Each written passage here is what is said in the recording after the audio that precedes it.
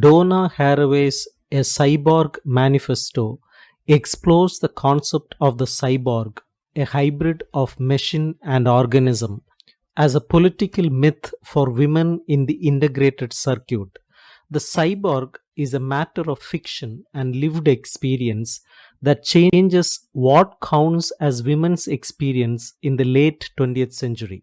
By the late 20th century, we are all chimeras, theorized and fabricated hybrids of machine and organism. The cyborg is our ontology and gives us our politics. The cyborg characterized by partiality, irony, intimacy, and perversity, and is characterized by oppositional, utopian, and completely without innocence. It redefines technological poles based on a revolution of social relations in the household, reworking nature and culture. The cyborg world is not reliant on the Garden of Eden or the Oedipal project, and they do not dream of community. They are wary of holism but have a natural feel for united front politics without the vanguard party. The cyborg appears in myth precisely where the boundary between human and animal is transgressed, signaling a tight coupling. The second distinction is between animal human organism and machine. Technological determination is only one up by the reconceptions of machine and organism as coded texts through which we engage in the play of writing and reading the world. Post structuralist and postmodernist theory has been challenged by Marxist and socialist feminists for its utopian disregard for the lived relations of domination that ground the play of arbitrary reading. The alternative is not cynicism or faithlessness, but some version of abstract existence, like the accounts of technological determinism, destroying man by the machine, or meaningful political action by the text. A cyborg world might be about lived social and bodily realities in which people are not afraid of their joint kinship with animals and machines, or abrupt, permanently partial identities and contradictory standpoints. The political struggle is to see from both perspectives at once because each reveals both dominations and possibilities unimaginable from the other vantage point. Feminism has become difficult to name by a single adjective due to the fragmentation among feminists along fault lines. Chella Sandowell's oppositional consciousness model aims to construct a postmodernist identity out of otherness, difference, and specificity. This identity marks out a self consciously constructed space that cannot affirm the capacity to act on the basis of natural identification, but only on the basis of conscious correlation, affinity, and political kinship. Katie King and Sandoval argue that contemporary feminists tend to taxonomize the women's movement, making one's own political tendencies the telos of the whole. This taxonomy remakes feminist history, making it appear to be an ideological struggle among coherent types, especially radical, liberal, and social feminism. The politics of race and culture in the US women's movements are interwoven, and the common achievement of King and Sandoval is learning to craft a poetic and political unity without relying on a logic of appropriation, incorporation, and taxonomic identification. Both Marxist socialist feminisms and radical feminisms have naturalized and denatured the category woman and consciousness of the social lives of women. Marxian socialism is rooted in an analysis of wage labor, which reveals class structure and systematic alienation. Socialist feminism advanced by allying itself with the basic analytic strategies of Marxism, expanding the category of labor to accommodate women's activities, even when the wage relationship was subordinated to a more comprehensive view of labor under capitalist patriarchy. Catherine McKennan's radical feminism is a caricature of the appropriating, incorporating, and totalizing tendencies of Western theories of identity grounding action.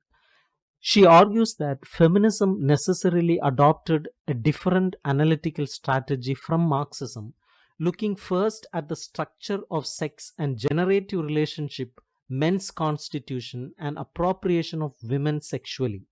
However, sexual appropriation in this feminism still has the epistemological status of labor, but it is the consequence of the structure of sex and gender.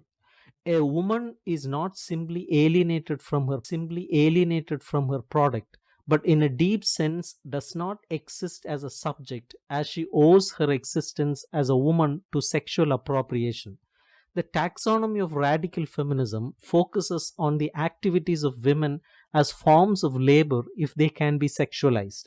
Both tendencies call the consequences of domination and ignorance of social and personal reality false consciousness. The end of man is at stake in the Western sense, and women's particularity and contradictory interests have been suppressed.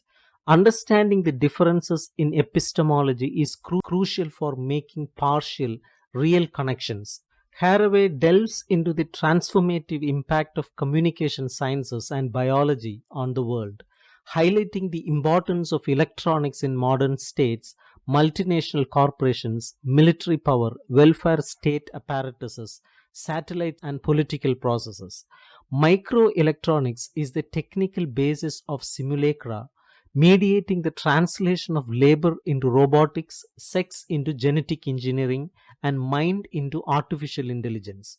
New biotechnologies concern more than human reproduction and biology engineering science for redesigning materials and processes has revolutionary implications for industry, particularly in fields like agriculture and energy.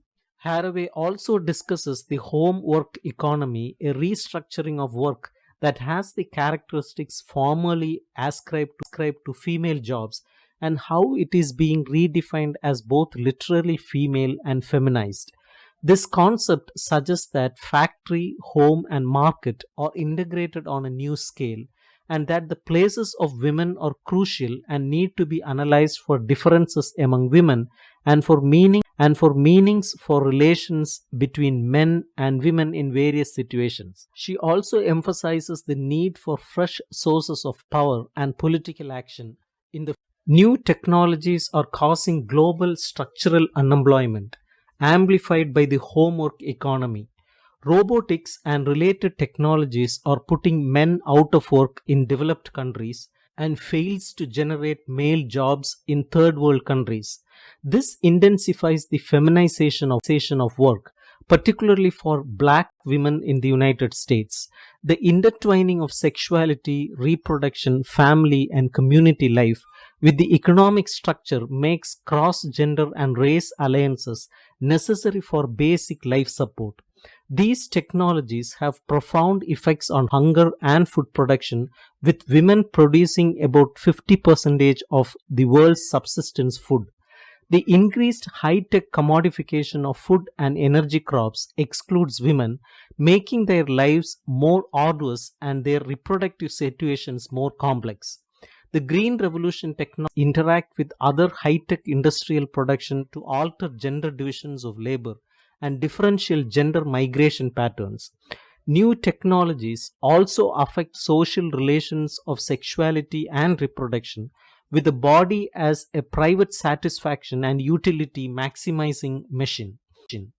The medical field is one example of how these technologies transform reproductive situations, with women's bodies becoming more permeable to visualization and intervention.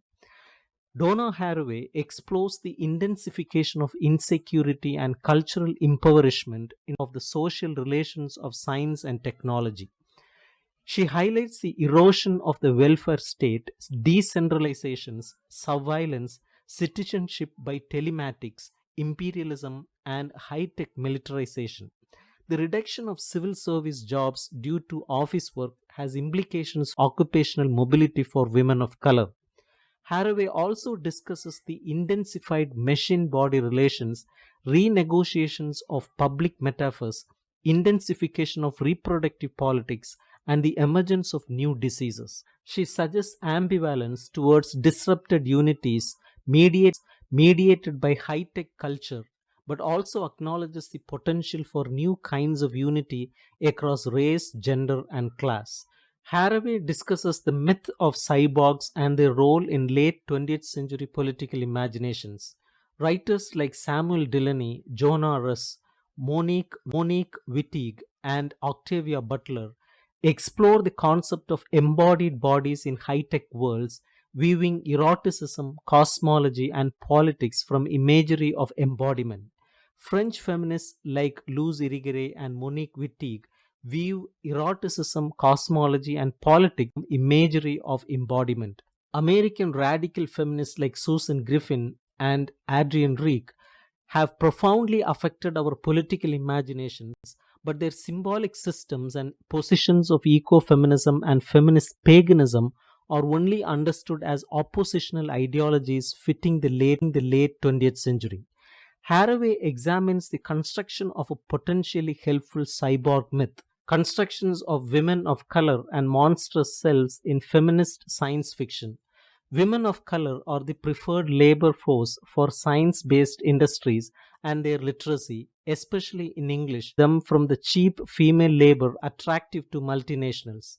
Writing has a special significance for all colonized groups, and contests for the meanings of writing are a major form of contemporary political struggle.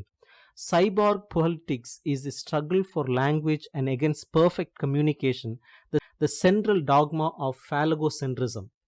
Language politics is a significant aspect of the struggles of women of color, particularly in contemporary writing by US women of color.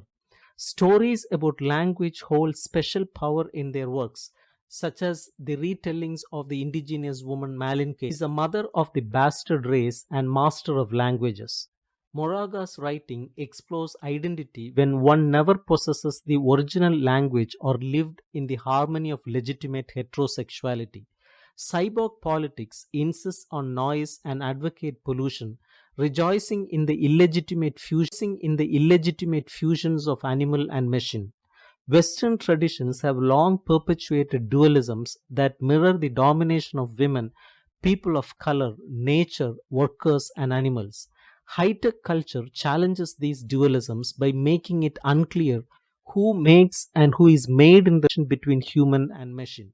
We find ourselves as cyborgs, hybrids, mosaics, and chimeras, with no fundamental ontological separation between technical and organic knowledge.